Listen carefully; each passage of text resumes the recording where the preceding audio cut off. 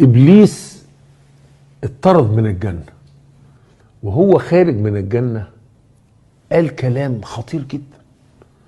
واحد: لأغوينهم أجمعين ما عدا الصالحين إلا عبادك منهم، استثنى شوية.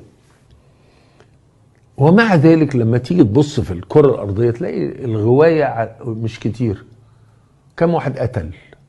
مش كتير. كم واحد سرق؟ كم واحد قليل. لكن قال كلمة خطيرة جدا جدا جدا، قال: ولا تجد أكثرهم شاكرين. النهار اسود بقى اللي مش هيشكر ده من أتباع إبليس.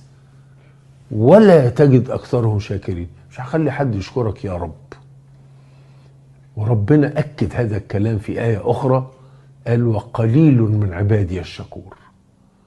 تيجي تقول له واحد كده يقول لك: ما أنا بقول الحمد لله.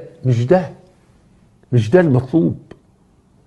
ربنا ما قالش قولوا الحمد لله، ما قالش كده. قال: اعملوا آل داود شكرا. الشكر بالعمل. ولا تجد أكثرهم شاكرين، مش هخلي حد يشكرك يا رب.